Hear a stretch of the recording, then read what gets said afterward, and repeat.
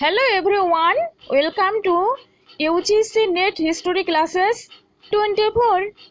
তো ফ্রেন্ডস, এই ভিডিওয়ে আমরা আলোচনা করেছি মূলত net JRF exam preparation strategy কি হবে। ওকে, তো এই ভিডিওর মাধ্যমে আমরা আলোচনা করব। তো চলো শুরু করছি।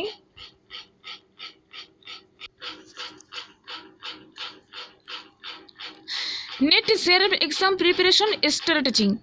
ওকে, যে ম্যাডাম কেমন স্ট্র্যাটেজি হবে, টাইম টেবিলটা কেমন হবে, এটা সম্পর্কে একটি ভিডিও দিচ্ছি, তোমরা দেখে নাও। এখানে মূলত আমরা আলোচনা করব ফার্স্ট অ্যাটেম্পটে কিভাবে এক্সাম কোয়ালিফাই করব, টাইম টেবিল কেমন হবে, আর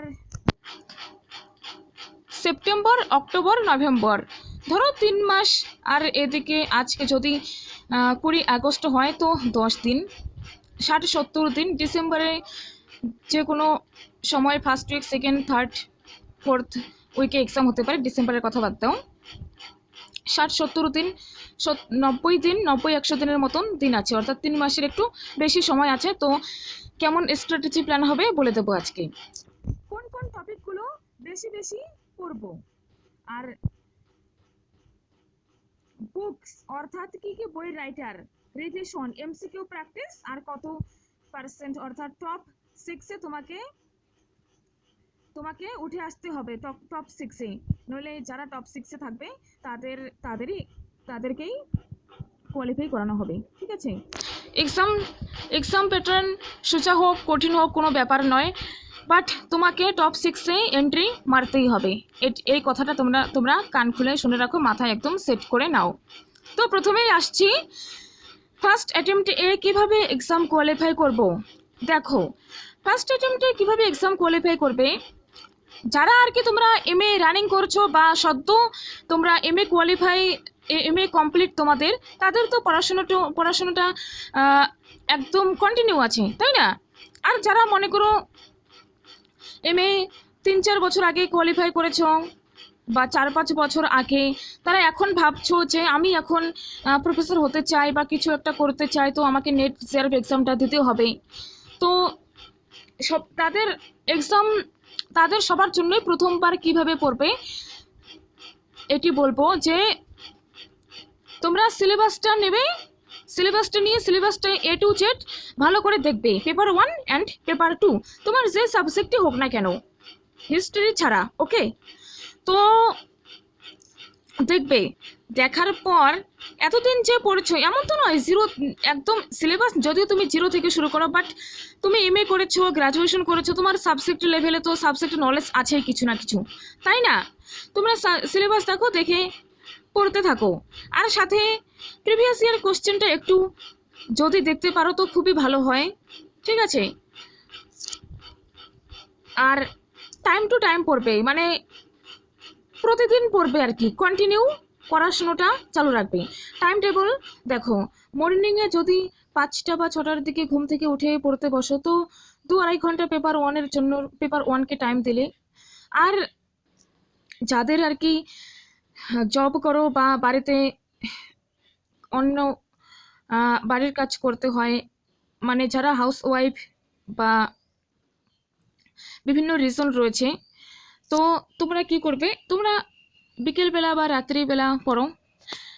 মোট কথা পেপার 1-এর জন্য প্রতিদিন 1-1.5 ঘন্টা টাইম দাও, আর পেপার 2-এর জন্য 3-4 ঘন্টা টাইম দাও। ঠিক আছে, এমন করলেই কমপ্লিট হয়ে যাবে। প্রথমে সিলেবাসটা কমপ্লিট করো, তারপর সাথে এমসিকিউগুলো দেখো। দেখা যাক, একটা হরপ্পা সভ্যতা পড়তে শুরু করলে, হরপ্পা সভ্যতা পড়লে যখন কমপ্লিট হলো পড়া, তখন তোমরা এখন এমসিকিউগুলো প্র্যাকটিস করো। ঠিক আছে, এরকমভাবে। আর কোন কোন টপিকগুলো বেশি বেশি পড়বো, এটা সম্পর্কে একটা আলাদা একটা ভিডিও আছে, বলে দিচ্ছি এখানে। মানে যে টপিকগুলো থেকে বারবার কোশ্চেন্স হচ্ছে, ধরা যাক ভারতবর্ষের ইতিহাস, জাতীয় সংগ্রাম, জাতীয় মুক্তি আন্দোলন, Indian national Congress, Indian national Congress থেকে প্রতি বছর কোশ্চেন আসে, এটা তোমাকে পড়তে হবে।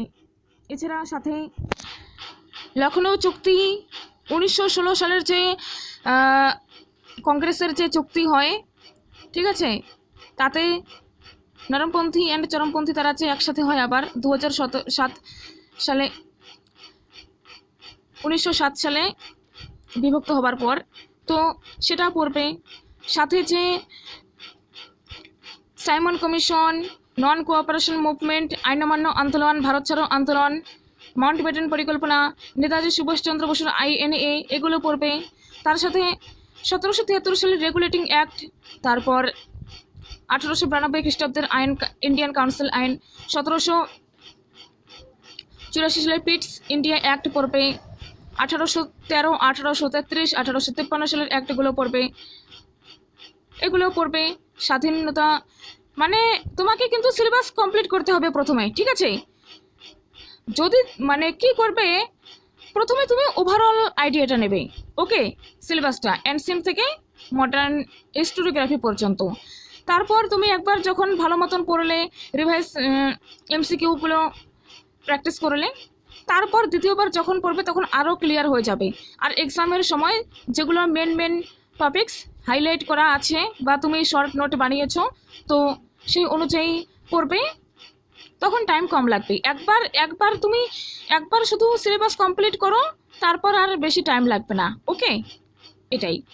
নেক্সট, বুকস, বই সম্পর্কে আমি রাইটারের নাম অনেকবার বলেছি, আরও ভিডিও আছে, মানে দেওয়া হয়েছে প্রিভিয়াস ভিডিওগুলো, দেখে নিও সেখানে। আর মাস্ট রিভিশন করবে, ঠিক আছে। ইতিহাস পড়ছো, রিভিশন না করলে কিন্তু 10-15 দিন পর আবার নতুন মনে হতে পারে, তো তোমাকে এই জন্যই আমি বারবার বলি কন্টিনিউ রাখতে হবে প্রিপারেশনটা। যারা জব করছো বা প্রাইভেট জব বা আদার সরকারি জব করছো, তার সাথে যে নেট এক্সাম দিতে চাও, তো তোমরা তোমাদের টাইমটা নিজের মতো করে ম্যানেজ করবে, ওকে, কোনো অসুবিধা নেই। আর MCQ প্র্যাকটিস করবে, মক টেস্ট এটা তো বললামই। আর টপ 6%-এ উঠে আসার চেষ্টা করতে হবে, ঠিক আছে, এটাই মেন কথা। আর একটা কথা গুরুত্বপূর্ণ, সেটি বলে শেষ করছি।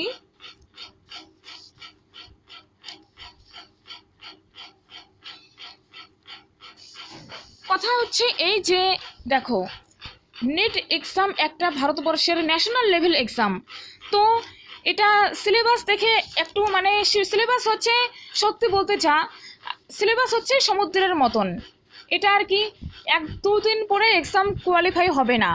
এটা তোমাদেরকে একটা মানে রুটিন মাফিক একটা পরীক্ষা, রুটিন মাফিক অনুযায়ী পড়তে হবে, রুটিন করে পড়তে হবে। অ্যানসিয়েন্ট, মিডিয়েভাল, মডার্ন, সাথে হিস্টোরিওগ্রাফি কভার করতে হবে, সাথে পেপার 1 তো আছেই। পেপার 1-এ টিচিং রিসার্চ, যারা টিচিং বিএড করেছো তাদের তো টিচিংটা একটু সহজ লাগবে। তাছাড়া বিএডে হিস্টোরিওগ্রাফি নয়, বিএডে পরিবেশ অর্থাৎ পিপল ডেভেলপমেন্ট থেকে যে কোশ্চেন্স আসে, সেখানেও তো আমরা কিছু পড়ি বিএডে, তো সেখান থেকে হেল্প পেতে পারো।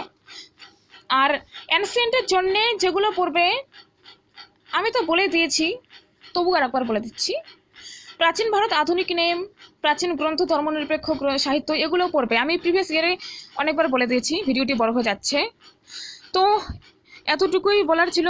যদি কারো কোনো রকম বুঝতে অসুবিধা হয় তো কমেন্ট বক্সে কমেন্ট করে দিও, আমি রিপ্লাই করে দেব, ঠিক আছে।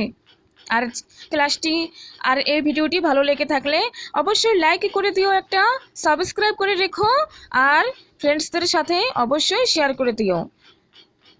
Thank you, Jai Hind.